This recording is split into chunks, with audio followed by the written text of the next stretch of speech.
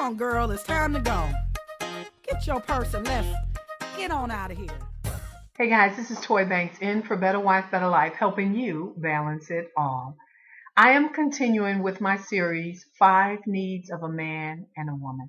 And I shared with you in the first video that the staggering statistics show that 1 out of every 3 marriages end in divorce, and that is sad and unfortunate. And so I have come to find out, even in my own marriage, I've been married for 18 years. My husband and I have 4 boys. And I have found out that the only problem that you'll ever have in a marriage is a need problem. You don't meet my needs or I don't meet yours. And so today we're going to focus on the second need of a man and a woman. And so I'll start with the ladies. The second need of a woman is communication. Man, that's right. That awful, dreadful word that you think is a curse to you is a blessing to us. Men, we need it.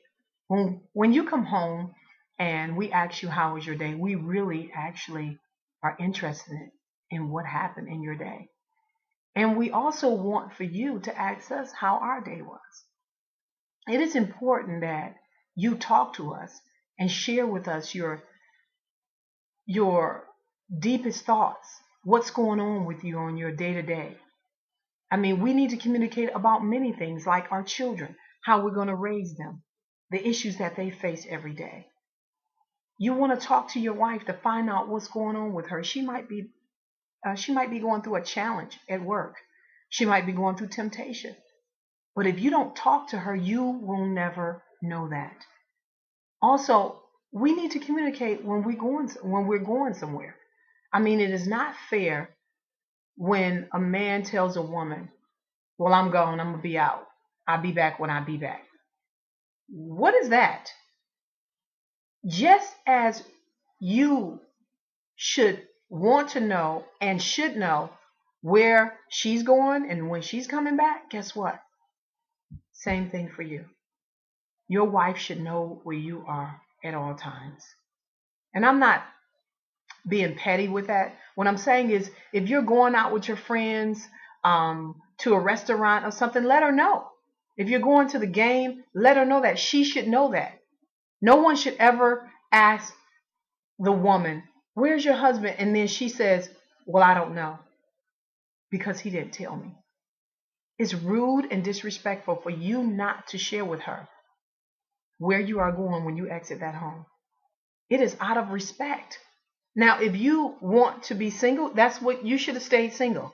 Because once you get married, it's check-in time. I check in all the time with my husband and I have no problem. And guess what? He checks in with me. I know where he is. He knows where I am. That's out of respect. And if I'm going to be longer than what I thought I was going to be, guess what? I pick up the phone and I let him know. Not because he's obsessive, but because I respect him and he respects me. And so we must communicate at all times. You know, I remember reading the story of Adam and Eve. And I saw this, and I don't know if you saw this, but Eve was communicating with the wrong person. And it destroyed her. Husbands, you need to know who your wife is communicating with. She might be communicating with the wrong person. And that may be the very reason why you have strife in your home. Because of her girlfriend who's telling her the wrong thing, her single girlfriend that may be talking to her crazy. The man on her job that might be tempting her and communicating to her because you're not. It's time to talk to your wife. Find out her deepest thoughts. Find out what's going on with her. And when you do that, she feels that you love and care for her and that you're interested in her. So now, I'm going to move over to the second need of a man. And ladies, the second need of a man, that's right, it's sex. Sex, sex, and more sex. Men just can't get enough of sex. S-E-X, that's right, sex.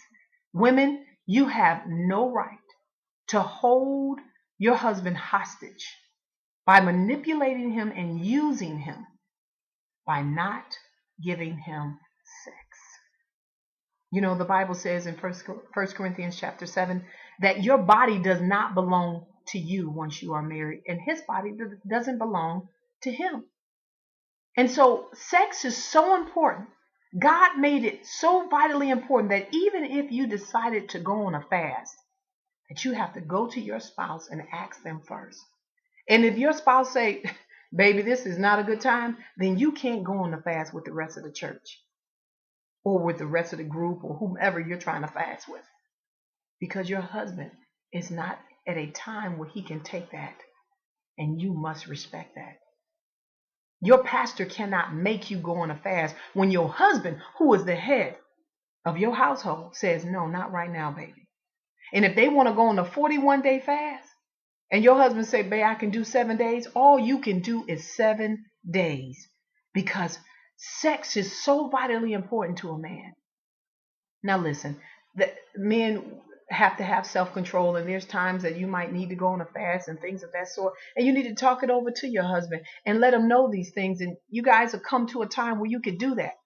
But when there are times when a man is saying, babe, I can't do that right now, don't do it. Even the Bible continues to say in 1 Corinthians chapter 7 that even when you come off a fast, he said, hurry up and get busy. Why? So that the enemy doesn't have a place to come in and tempt you or him. That's how vitally important sex is. And men, studies show, men think about sex way more than us. Women, they don't want it, they need it. And when they don't get it, they malfunction. And they are easily vulnerable to temptation. I mean, when your husband goes to work, these women are out here, they ready to snap your good man. And you're not supplying him with this very important need. Well, he becomes more vulnerable to temptation when you are withholding sex from him. Remember, ladies, he doesn't want it. He needs it. And he gotta have it. So assume the position and give it to him. I'm Toy Banks, in for Better Wife, Better Life, helping you balance it all.